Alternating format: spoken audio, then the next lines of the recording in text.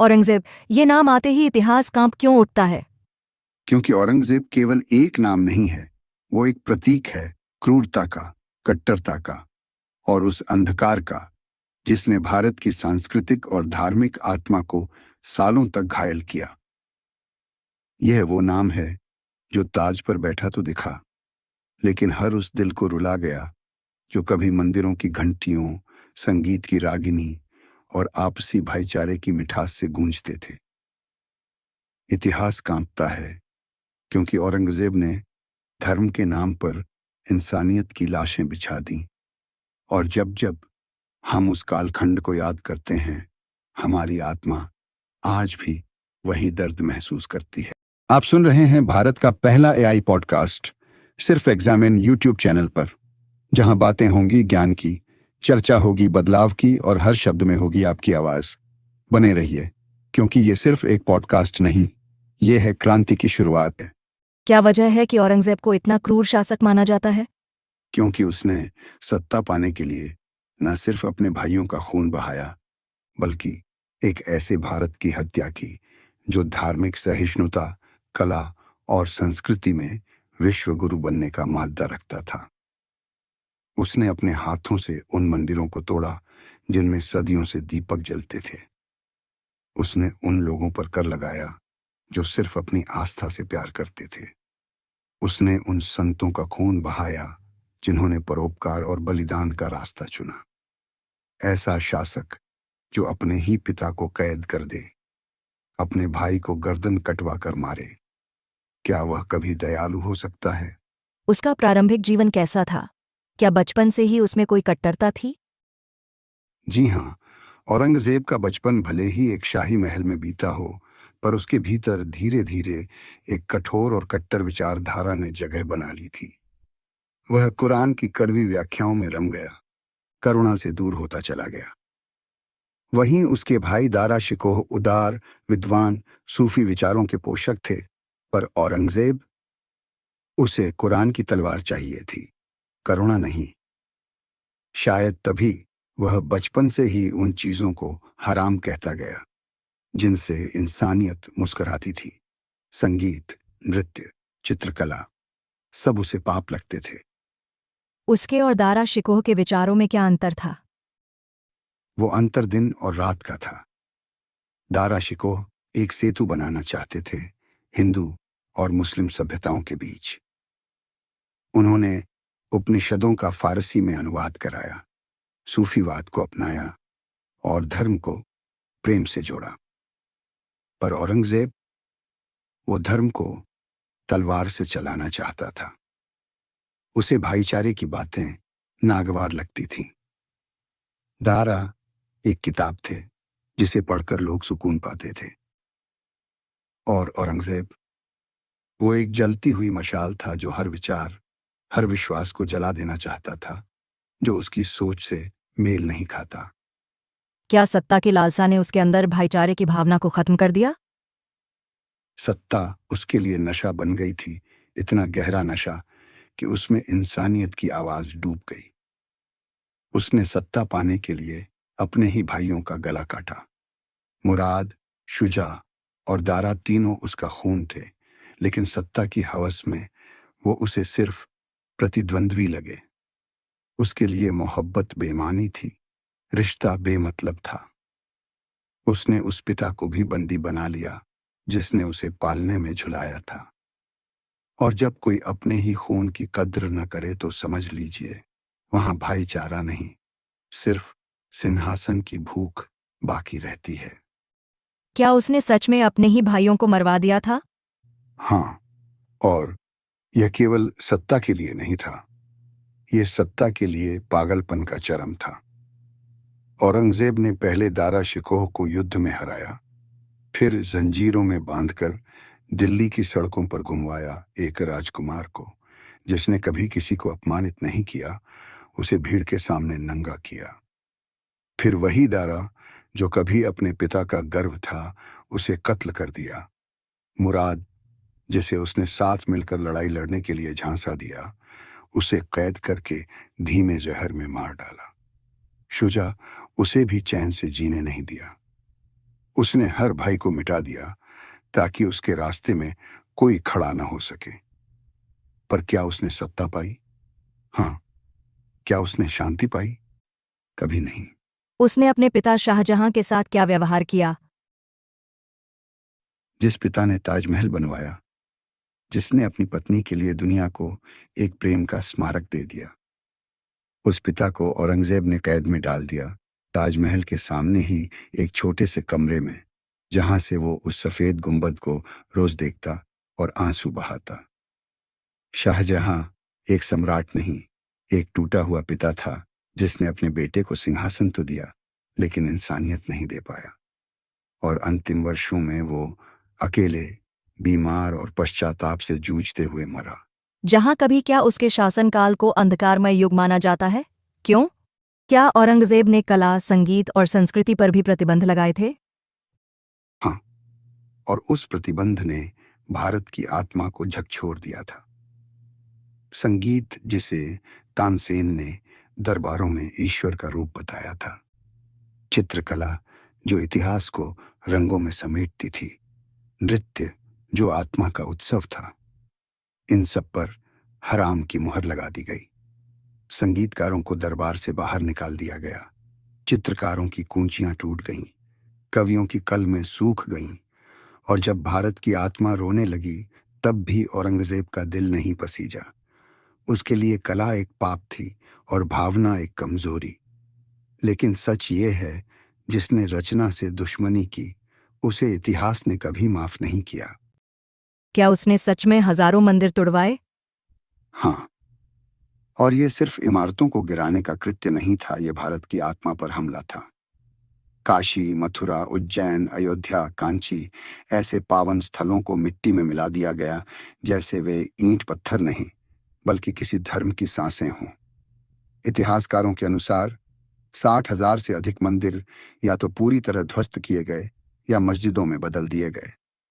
हर टूटा हुआ शिखर, हर गिरती हुई मूर्ति एक आह थी, जो आज भी इतिहास की दीवारों पर दर्ज है। ये हमले महज धार्मिक नहीं थे, ये एक सभ्यता को मिटाने का संगठित प्रयास थे। काशी विश्वनाथ और मथुरा जैसे पवित्र स्थलों पर उसने क्या किया? काशी, जहां बाबा विश्वनाथ का वास था, मथुरा, जहां बाल गोपाल की किलकारियां गूंजी थीं, इन स्थलों को औरंगजेब ने मिटाने का दुस्साहस किया। काशी विश्वनाथ मंदिर को तुड़वाकर वहां ज्ञानवापी मस्जिद बनवा दी गई।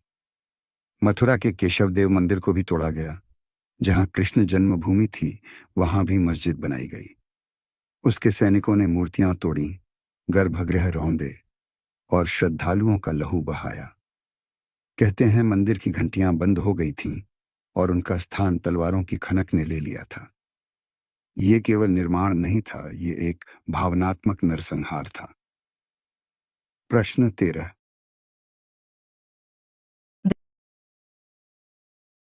था। प्रश्न 13।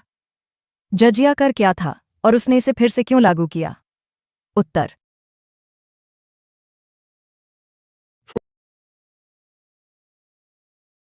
उत्तर। जजिया कर एक ऐसा कर था जो केवल गैर मुस्लिमों पर लगाया जाता था, खास तौर पर हिंदुओं पर। यह कर सिर्फ आर्थिक बोझ नहीं था, यह धार्मिक भेदभाव का प्रतीक था। 1679 में औरंगजेब ने इसे दोबारा लागू किया, जिससे स्पष्ट हो गया कि उसकी नीति विभाजित करो और शोषण करो थी। एक गरीब किसान जो बारिश की उम्मीद में आसमान देखता था, अब उसे अपने धर्म की कीमत भी चुकानी पड़ती थी। उसके लिए जीना ही एक सजा बन गया था, क्योंकि वह मुस्लिम नहीं था। औरंगजेब ने जजिया के माध्यम से भारत को दो टुकड़ों में बांट दिया, हम और वे में। और ये विभाजन आज भी हमारे इतिहास में जख्म बनकर दर्ज है। उसके इस कर से आम जनता पर क्या असर पड़ा? जनता टूट गई। किसान, व्यापारी, पंडित, ब्राह्मण, सभी की कमर जजिया के भार से झुक गई। एक आम आदमी जो पहले ही सूखा, महामारी और कर वसूली से त्रस्त था, अब अपनी आस्था के लिए भी कीमत दे रहा था। मंदिरों में पूजा कम हो गई, उत्सवों की जगह डर ने ले ली। शादी ब्याह, संस्कार, यज्ञ सब दबाव और भय में होने लगे। उस समय का हर हिंदू नागरिक एक प्रश्न बन गया, क्या मेरी आस्था मेरे लिए अभिशाप है? और इस सवाल का जवाब आज भी हमारे इतिहास के आंसुओं में दर्ज है। उसने धार्मिक सहिष्णुता को कैसे चोट पहुंचाई? धार्मिक सहिष्णुता भारत की आत्मा थी। यह वो भावना थी जो कहती थी सभी रास्ते एक ही ईश्वर की ओर जाते हैं। लेकिन औरंगजेब ने उस आत्मा को खंजर से चीर दिया। वो मंदिर तोड़ता रहा, ग्रंथ जलाता रहा, संतों को बंदी बनाता रहा। उसके शासन में वेद शून्य हो गए, उपनिषद मौन हो गए और गुरु बलिदान हो गए। उसने भाईचारे की जगह खून फैलाया और धर्म के नाम पर नफरत बोई।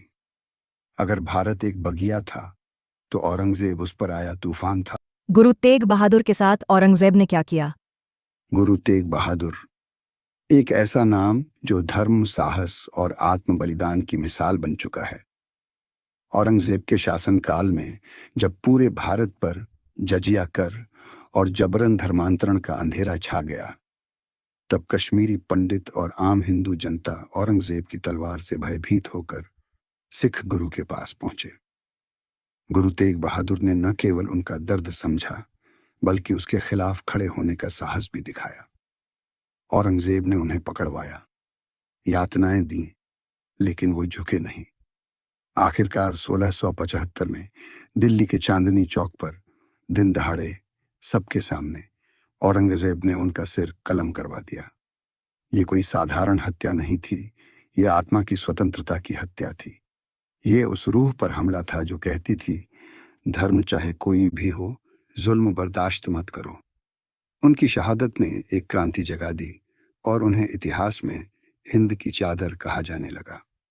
औरंगजेब भले ही सम्राट था, पर उस दिन वो हार गया और गुरु तेग बहादुर अमर हो गए। क्या यह सिर्फ सिखों पर हमला था या भारत की आत्मा पर भी? गुरु तेग बहादुर की हत्या कोई अकेले सिखों पर हमला नहीं था, यह पूरे भारत की आत्मा पर किया गया सबसे क्रूर वार था। जब कोई शासक सिर्फ तलवार से नहीं, विचारों को भी कैद करने लगे, जब प्रार्थना करने का तरीका तय किया जाने लगे, तो वो हमला किसी एक धर्म पर नहीं होता, वो उस मिट्टी पर होता है जो सहिष्णुता, विविधता और सांस्कृतिक गौरव से बनी हो। औरंगजेब ने जब गुरु तेग बहादुर को मरवाया, तो वो दरअसल भारत की आत्मा, उसकी आवाज और उसकी असहमति को खत्म करना चाहता था। पर वो भूल गया था, भारत तलवारों से नहीं डरता, भारत तपस्या, सत्य और बलिदान से जिंदा रहता है। गुरु तेग बहादुर की शहादत ने इस देश को याद दिलाया कि धर्म की रक्षा तलवार से नहीं, त्याग से होती है और भारत की आत्मा को कभी मारा नहीं जा सकता। हिंदू राजाओं के साथ उसका रवैया कैसा था? औरंगजेब के शासनकाल में हिंदू राजाओं के साथ व्यवहार द्वेष, धोखा और अपमान से भरा था। कई राजा जो पहले मुगल दरबार के प्रति निष्ठावान थे, उन्हें बार बार अपमानित किया गया, जमीनें छीन ली गईं, जजिया कर थोपा गया और धार्मिक स्वतंत्रता को रौंदा गया। राजपूतों को जबरन झुकाने की कोशिश की गई, खासकर मेवाड़ और मारवाड़ जैसे राज्यों को। हिंदू राजा और रानियां जिन्होंने अकबर और जहांगीर के समय में मुगल दरबार में समानता पाई थी, अब अपमान और तिरस्कार का शिकार हो रहे थे। राजनैतिक संबंधों को तोड़कर जब धर्म को सत्ता की सीढ़ी बना दिया गया, तब ये शाही दरबार एक कसाई घर बन गया। कई हिंदू राजा जिन्होंने शुरू में साथ दिया, अंततः बगावत के लिए मजबूर हुए और यही बगावतें, यही विरोध धीरे धीरे औरंगजेब के साम्राज्य के पतन की नींव बन गई। शिवाजी महाराज और औरंगजेब के बीच क्या हुआ था? शिवाजी महाराज और औरंगजेब के बीच का संबंध सिर्फ दो शासकों की राजनीतिक प्रतिस्पर्धा नहीं थी, यह धर्म, संस्कृति और स्वाभिमान की लड़ाई थी। शिवाजी एक वीर, धर्मनिष्ठ और न्यायप्रिय राजा थे, जिन्होंने औरंगजेब की कट्टर नीतियों का डटकर विरोध किया। जब औरंगजेब ने दक्कन में हिंदू राज्यों पर आक्रमण किए, मंदिर तोड़े और लोगों को डराया, तब शिवाजी ने तलवार उठाई, पर सिर्फ सत्ता के लिए नहीं, बल्कि सम्मान और अस्मिता के लिए। उनका हर युद्ध औरंगजेब के अहंकार पर एक करारा तमाचा था।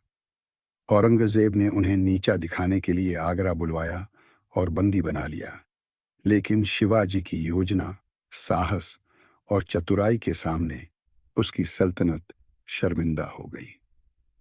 शिवाजी भाग निकले और यही घटना औरंगजेब के जीवन की सबसे बड़ी हार बन गई।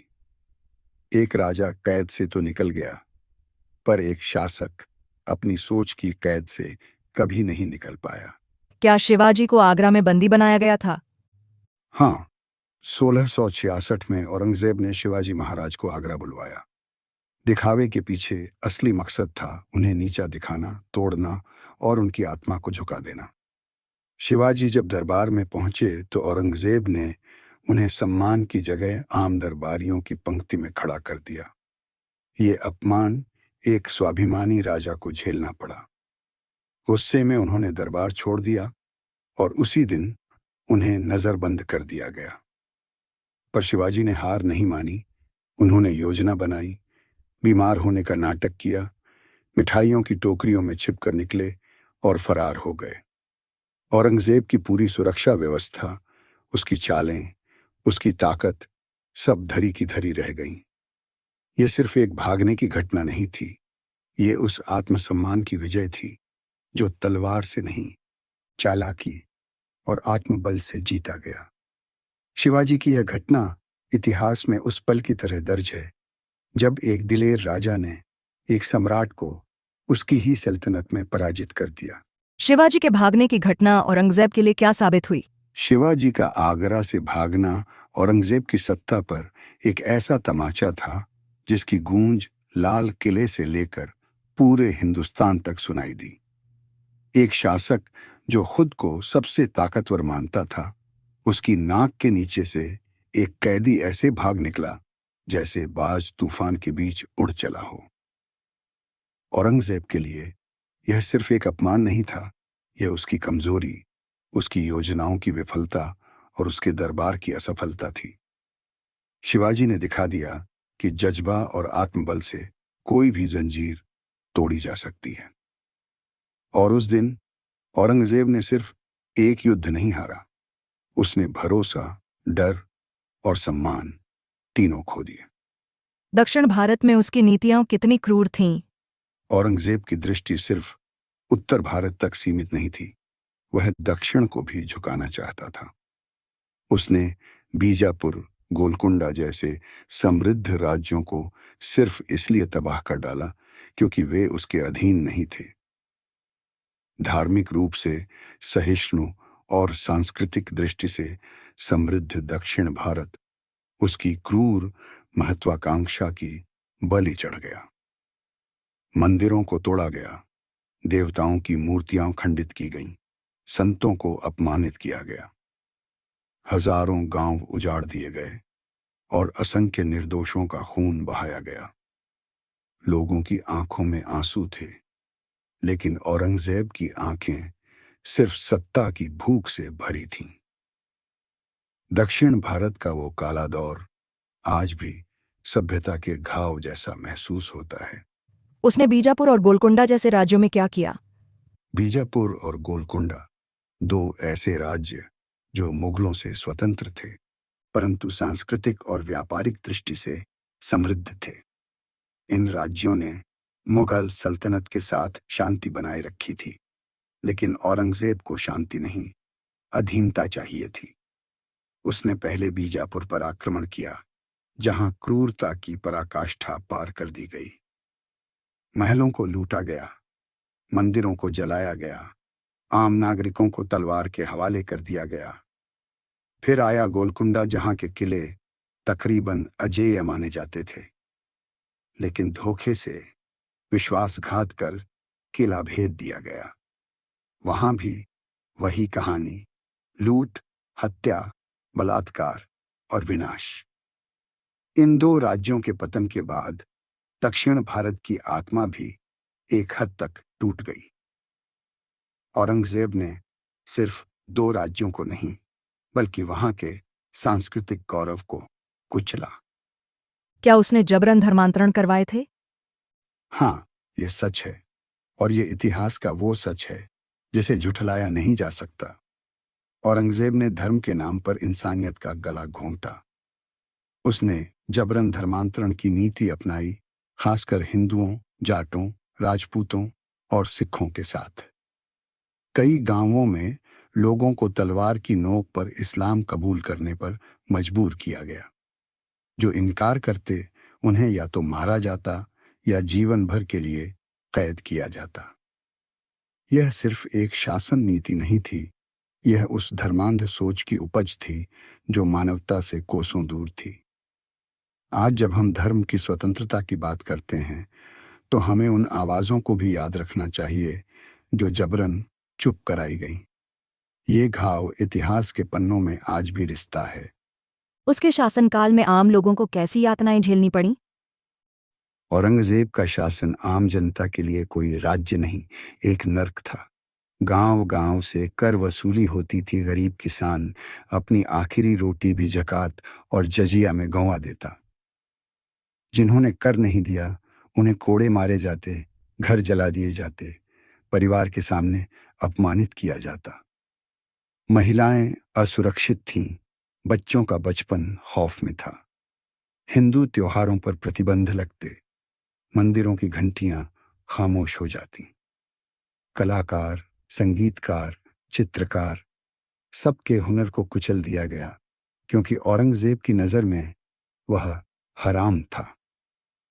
और आम इंसान, वो सिर्फ 2 वक्त की रोटी और एक सुरक्षित नींद के लिए तरसता रहा। पर उसे मिला सिर्फ दर्द, डर और बेबसी। इस क्या संस्कृत श्लोक, पूजा सबको दबाने की कोशिश की गई? हाँ, और यह सिर्फ दबाव नहीं था, यह उस सांस्कृतिक आत्मा की हत्या थी जो भारत को भारत बनाती थी। संस्कृत, जो वेदों की भाषा थी, ऋषियों की वाणी थी, उसे विद्रोह की भाषा मान लिया गया। पूजा पाठ करना विद्रोह समझा जाने लगा। कई स्थानों पर यज्ञ करना, मंत्र पढ़ना, यहाँ तक कि तुलसी का पौधा लगाना भी जोखिम भरा हो गया था। मंदिरों की घंटियां जो कभी आशा का स्वर देती थीं, वह खामोश हो गईं। श्लोक जो जीवन के सत्य सिखाते थे, उन्हें गैर इस्लामी कहकर रोका गया। और लोगों ने अपने संस्कार छुपा लिए, अपनी पहचान छुपा ली। वे पूजा अब छिप कर करने लगे, अपने धर्म को चुपचाप जीने लगे, जैसे कोई पाप कर रहे हों। इन अत्याचारों का अंत में क्या परिणाम हुआ? हर अत्याचार एक प्रतिकार को जन्म देता है, और यही हुआ औरंगजेब के साथ। उसके कठोर शासन ने कई राज्यों में बगावत की चिंगारी भड़काई। मराठा शक्तियां शिवाजी की विरासत को लेकर और भी दृढ़ हो गईं। सिख समुदाय और भी मजबूत हुआ, और भारत के कोने कोने से विद्रोह उठने लगे। धार्मिक दमन का परिणाम यह हुआ कि लोग अब धर्म के लिए मर मिटने को तैयार हो गए। औरंगजेब का साम्राज्य तो रहा, लेकिन उसकी नींव दरकने लगी। जहां सत्ता बल से बनी थी, वहीं जनसमर्थन की कमी ने उसे खोखला कर दिया। ये परिणाम सिर्फ राजनीतिक नहीं था, ये आत्मिक जागरण था, एक ऐसा जवाब जो हर दिल से निकला था। उसकी मृत्यु के समय उसकी मनोदशा क्या थी? औरंगजेब ने अंतिम सांसें लीं, तो उसके पास न वैभव बचा था, न शांति। एक ऐसा बादशाह जो लाखों का मालिक था, मरते समय अकेला था। उसकी वसीयत, जिसमें उसने कहा कि उसके कफन के लिए भी राजकोष से पैसा न लिया जाए, यही दर्शाता है कि उसे अंत में शायद जीवन की नश्वरता का आभास हुआ था। उसके आखिरी शब्दों में पश्चाताप झलकता है। एक इंसान जिसने जीवन भर तलवार से राज किया, आखिर में मौत से हार गया। और वह हार किसी युद्ध से नहीं थी, वह उसके भीतर की अधूरी शांति की थी। क्या औरंगजेब को अपनी गलतियों का पछतावा था? शायद, और इतिहास के कुछ दस्तावेज यही कहते हैं। उसका पश्चाताप केवल शब्दों में था, लेकिन वो शब्द भी उसके दिल की बेकली को उजागर करते हैं। उसने अपने बेटों को चिट्ठियों में सलाह दी कि मैंने जो किया वो मत दोहराना। वो जानता था कि उसने जिस राह को चुना, उसने सिर्फ सत्ता दी, लेकिन चैन छीन लिया। कभी किसी संत के कहे अनुसार औरंगजेब के कब्र पर घास भी नहीं होगी, क्योंकि जमीन ने भी शायद उसकी नीतियों को स्वीकार नहीं किया। आज इतिहास उसे कैसे देखता है? आज इतिहास औरंगजेब को एक ऐसे शासक के रूप में देखता है जिसने अपने साम्राज्य को डंडे के जोर पर चलाया, पर दिलों को कभी जीत नहीं सका। वो मुगल सल्तनत के विस्तारक तो थे, पर दिलों के संहारक भी। इतिहास उसे सिर्फ एक बादशाह नहीं मानता, बल्कि एक चेतावनी के रूप में देखता है कि जब धर्म का उपयोग सत्ता के लिए होता है, तो इंसानियत सबसे पहले मरती है। और शायद इसीलिए आज भी जब औरंगजेब का नाम आता है, एक सिहरन सी दौड़ जाती है। वो सिर्फ एक शासक नहीं, इतिहास का वो अध्याय है जो हमें बताता है कि सत्ता से बड़ा धर्म नहीं होता, और धर्म से बड़ा इंसानियत। क्या उसका नाम इतिहास के काले पन्नों में दर्ज हो चुका है? हाँ, औरंगजेब का नाम इतिहास की उस किताब में दर्ज है जिसे पढ़ते हुए आंखें नम हो जाती हैं और आत्मा कांप जाती है। इतिहास के काले पन्ने सिर्फ उसके लिए नहीं होते जिन्होंने गलतियां की, बल्कि उनके लिए होते हैं जिन्होंने अपनी सत्ता की हवस में इंसानियत को रौंद दिया। औरंगजेब ने वही किया। उसने धर्म का इस्तेमाल एक हथियार की तरह किया, लोगों की आस्था को अपमानित किया, मंदिरों को ध्वस्त किया और संगीत जैसे सृजनात्मक जीवन को भी गुनाह करार दिया।